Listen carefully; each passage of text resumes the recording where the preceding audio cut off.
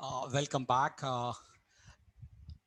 Just before the break, we got to listen to two people. One, an aquaculturist turned into a breeder, and the second speaker was an entrepreneur turned into a shrimp breeder. And now we have a geneticist. Coming up. He's a geneticist. He was working with other species as well, and he was in Asia as well as South America.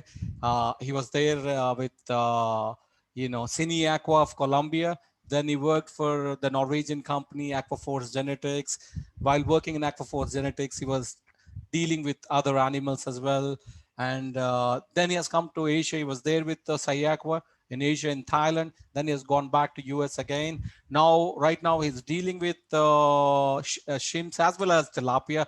Regal Springs, he's in charge for the genetics there.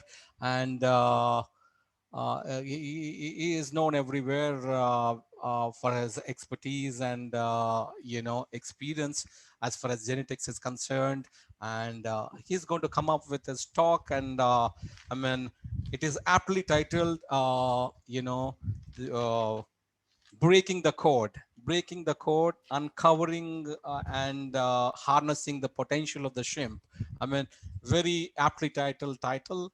All over to you, Thomas, Dr. Thomas. Thank you, Ravi. Thank you very much for your kind words. I think it was very, very nice to be here with all these companies sharing this experience to be better, and all our work in syaqua and other companies to help you in being more successful and having the best crops we could. So let me see if you see my screen. Where it is here? It's not there. Okay. All right. Okay. As Ravi said, thank you very much for inviting me. I think this is an honor to be here with all the other colleagues in this industry, which is tough, and we are all doing our best to bring you a product that could give the farmers and the hatcheries the best success. It's not only the farmers, but also the hatchery, which is our primary customer, needs to be successful and make money as well with our animals. So I'm a geneticist. I'm going to focus my talk on what we are doing genetics in our company to bring and develop the best product for the industry. I like always to start with this slide, which is showing the potential of aquaculture species, and mostly shrimps, as a species to be selected and used for selective breeding. And the benefit of shrimps compared with other species of livestock is that we have very high fecundity, so we can select from one or many animals, test a lot of animals, select very few of them, so it gives us very high selection intensities. Vaname can actually farm under diverse conditions. It grows well and survives well if you treat them correctly at high and low salinities, high and low densities, range of temperature between 25 and 32 degrees. We can apply artificial insemination technologies that give us a lot of possibilities to make these different mating designs to be able to increase the selection accuracies, because they give us a lot of possibilities of crosses. As I said, that brings us or give us the opportunity to apply very high selection pressure and very high selection accuracies. It's always been debate on what we should select for resistance, survival, or growth. And I think you saw here from the previous talks that survival is important, and as well as growth. And it's my best guess that the current racing lines has a very superior resistance to white spot. And why is that? It's because the animal from South America has been selected for white spot resistance for many, many generations. They start in 2000, 1999, when they get affected and they had survival of 1%. So the selection intensities for white spot were very, very high at the beginning. And these lines are very good alternative where white spot is still present. I think, and I guess that white spot is still the main disease in the shrimp industry. And even though people don't test it, I think it's still creating a big problems, as well as APEN or EMS and white disease. But still, what is causing the highest mortality is still white spot. The problem with having one line with one disease resistant or this one specific pathogen is when the disease is not affected the pond, then this benefit of being resistant is not effective because you lose the potential for other traits like growth, and you know that growth and resistance to diseases are mainly white spot has a documented negative correlation. So as Robbins and Ron said, growth and survival are not very good friends, but still we could select for both, and we have to do it in a correct way to be able to appreciate and use the potential for survival and growth at the same time. For the growth lines, I think it's important to see if the growth or what we select as growth,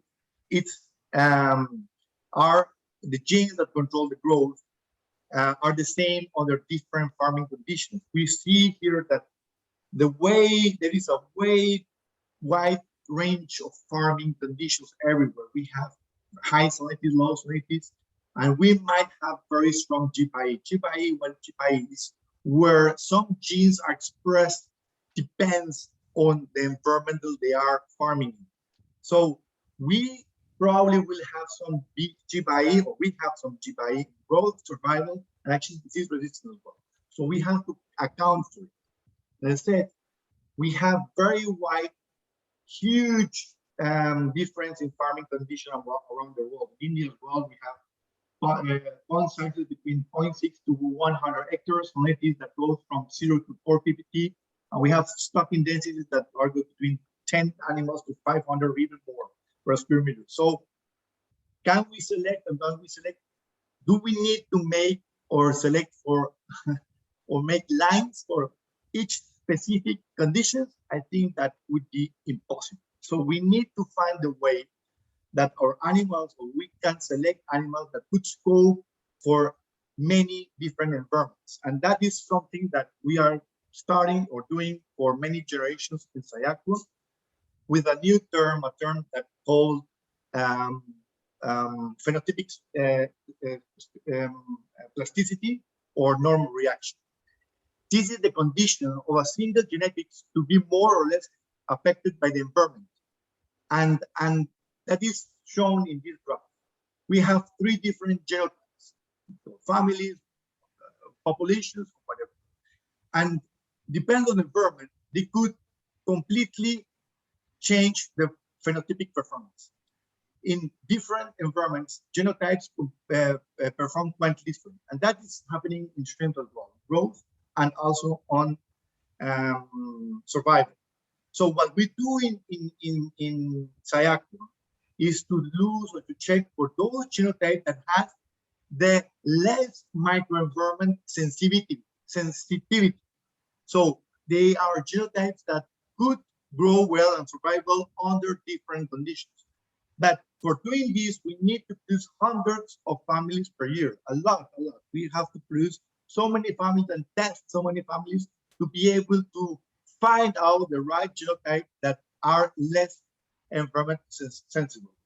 And this phenotypic plasticity is a characteristic that is under genetic control and is hereditary. See, this capacity of scope for different environments is actually it's possible to select. And we do a lot of matings. I mean, the mating design we have in syaqua is so specific that it could give us an accuracy of selection of 0.24. So it's very accurate. We can select very accurate the genotypes. We know exactly what we are doing. and we select for different, we test in very wide different conditions, and we select those genotypes that actually perform better under several different conditions. And that is the results from all an example. We test at 30 ppt and 0 ppt every generation, and we select for the best growers in the two environments and the best growers for growth and the best growers for survival in two environments. We include 3 different environments more. I didn't bring it here, but it's high density, low density. And actually we include in the low salinity, we put stressor factors. We reduce the oxygen levels to give them additional stress to the animals. So we can actually evaluate the performance of the family under different conditions and select those ones, not for a specific condition. We don't have a line for fresh water. We don't have a line for high salinity. We have a line that could scope for different environmental factors. That is very important. And we use very strong statistical models to select the right genotypes. This is the results we have done, have been having since we start this process. The IDG has been increased in 100%. That is the phenotypic growth. And this is the observed survival. It's very changed because the conditions and densities and stressful factors that we have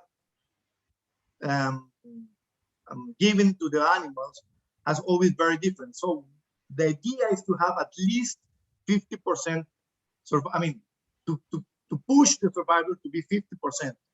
Because if we have 100% survival, we cannot select. It's no selection pressure. So the maximum selection pressure we can get is at 50%, or we get the maximum variance among families, and we get 50% survival in the population. And this is below is the genetic trend. We took all the data from that is like 1 million data, and we make a genetic analysis where we correct for all the environmental or not genetic factors, these genetic values per generation. We see a very nice trend of genetic gains since we start. 15% of genetic gain per generation, and 5% for growth, and 5% of genetic gain in survival per generations. Survival robustness is a trait that is less hurtful. It is a lot of things that involve survival. So it's still, even it's low hurtable, because every generation could change. The factor of mortality it's under genetic control, and we can select for, and we have had good progress. But here is the most interesting thing is how we could get response and gains under high and low salinities at the same time. So we start with this process in one line, and when we saw that line has very good there's high salinity and there's low salinity. When the first line we saw a very good response in both high and low salinity, we start with the other two lines, and we see a very steady response, a very good response in growth and survival in all the lines right now under quite different conditions. So it's possible with this reaction norm and phenotypic sensitivity, when we put that in the index of selection, it gives us a much better response under different conditions. Now, this is a new tool that we are using right now. It's called genomic selection. Genomic selection is based on thousands of genetic markers that finds strong associations with quantitative traits, with the genes for the traits we are selecting.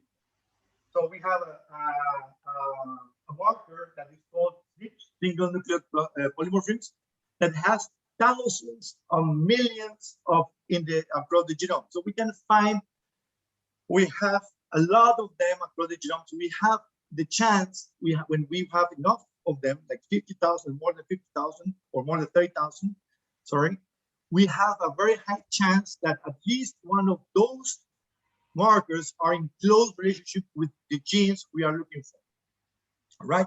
So we are using, we are already using genomic selection tested for in 2 consecutive generations for EMS resistance and spawning capacity and spawning frequency, because I think the hatchery deserve also some of the genetic gain that we are looking selecting. I think, of course, farmers are the most interested. We want an animal that performs well in the farm, but also we need an animal that performs well in the hatchery. So the basics behind genomic selection, you have a training population where you test the traits you want. You test here, we challenge the animal against EMS, white spot, or whatever other disease we want to include in the index. We have the clean population in the GN. It's very important. We don't use survivors. We keep our clean population in the GN. So we genotype both populations, and we use the information from the training population and to select the individuals in the breeding units. It's not family needs, it's individual. We select on the individual base because we use the same, we look for the same genotype profile from the survivors, and we can find here from the same family the same genotype profile that would survive. So we can make within family selection in the genetic nucleus on disease resistance or on spawning capacity, spawning frequency, on other traits. And this is the chip. So we have for one animal, you have one chip with the 50,000 markers. So every animal has one chip, and we can test for 50,000 animals, 50,000 markers. Okay, we genotype over 7,000 animals in each generation with a 50,000 SNP chip. We select those markers that were, or we skip the markers that are not genotyped at least 95% of the population. Finally, we end with 35,000 SNPs, and that pass the quality control check. And this is the result we had. The EMS survival is the heredity is 0.21. That means that if the difference between survival, 21% of the difference among the dead and alive animals are due to genetics, and we can select. But the beauty of these things is that with the parental pedigree information we have, the result, the accuracy of the pedigree information, and this is the accuracy using genomic selection. The accuracy we increase from 0.60, the accuracy on pedigree, to 0.70, which is 14% increase in the accuracy of selection, which is very, very important. This gives us the possibility to increase even more the selection response on EMS and other traits. This is just a graphical example. Before, when we use pedigree, we have the breed value of EMS. All animals from the same family have the same breed value on resistance. With genomic selection, we have a different value from each individual in the same family. So we have a range of breeding values, and not only all animals have the same breeding value from the same family. With the genomic selection, we have within family selection, we have within family information, and this can give us a much higher or precise way we can select for many traits in the same individual. So then we have individual information from disease resistance, from spawning frequency, from white spot resistance, and growth and survival in single individuals and not one single family. So they give us much higher selection pressure and much higher selection response and accuracies in our breeding program. Again, we have a complete testing where we use the phenotypic plasticity on microenvironmental sensitivity, where we select individuals that are less sensible to environmental changes, that are resistant to EMS, better growers, and better survivors. That is the response in aqueous EMS using genomic selection and pedigree information.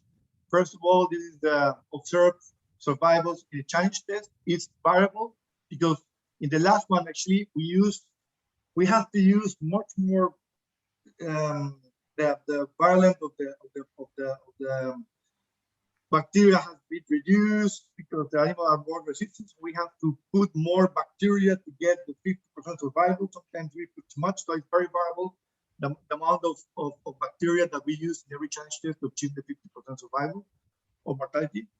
That creates difficult, but we always want to get, or the aim is to get 50% survival to maximize the variance among families.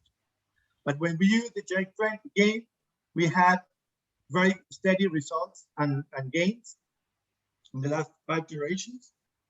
And if we compare, that is the challenge test, the last generation, where we use genomic information and pedigree information. This is the pedigree information, genomic information.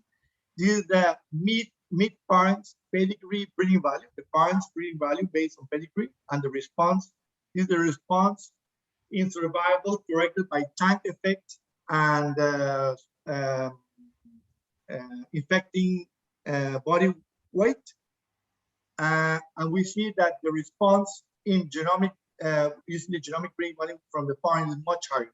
It's actually 3 times or 4 times higher than the pedigree.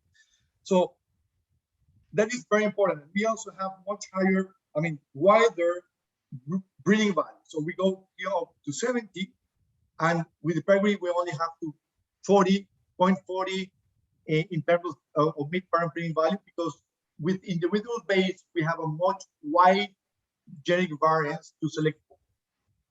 So genomic selection is really creating a big change in the way we get resistance to disease and survival and growth.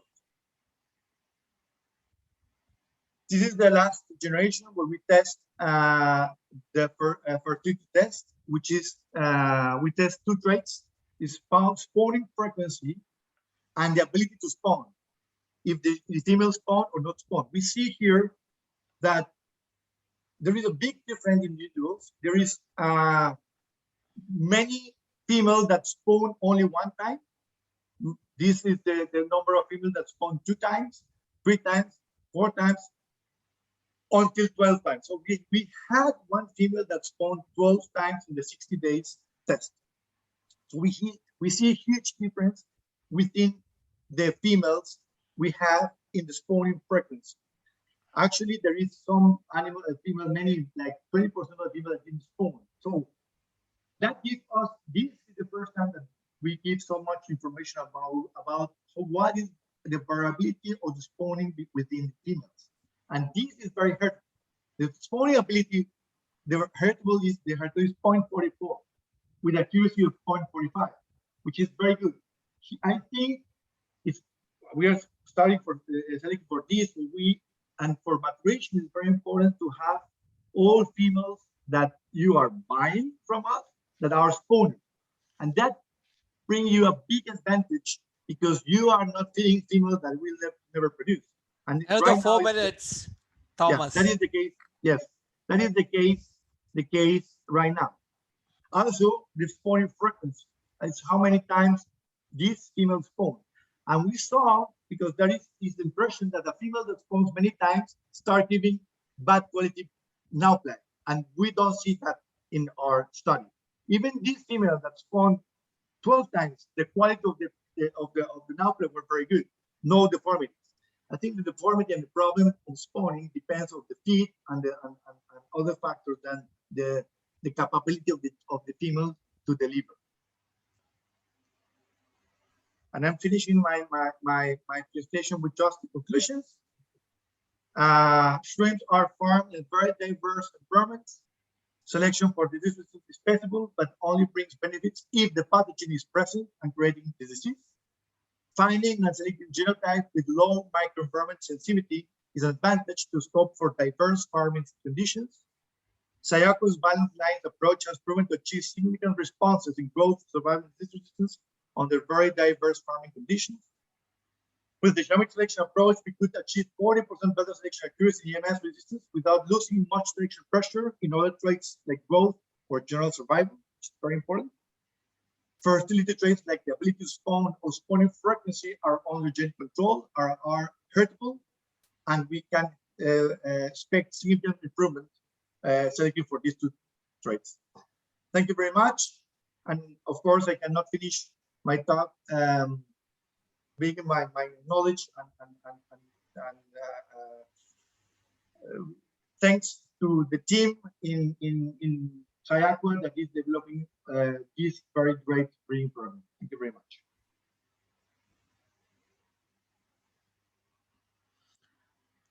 Thank you very much, Thomas. I mean, it was quite an interesting talk. I mean, everybody is working for different lines, but you seem to be having one line that can work in different environments. I mean, that is one thing that is standing out in your presentation, Yes, and that could be one of the reasons why you're calling it as a balanced line. I mean, a line that could do well and the line that could give good survivals as well as good growth. I mean, that looks to be the bottom line in your talk, you know. yes.